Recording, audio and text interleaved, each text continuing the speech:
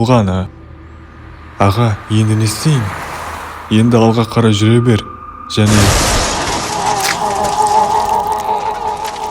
деп айтып жатқан кезде көліктің терезесінен атылып бір құбыжық шабуыл жасады.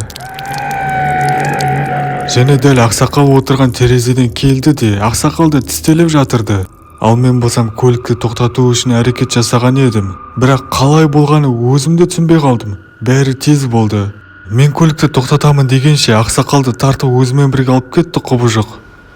Солай мен көлікті тоқтаттым және көліктен түстім. Бірақ әлгі құбыжықтардың жылдамдықтары өте жылдам.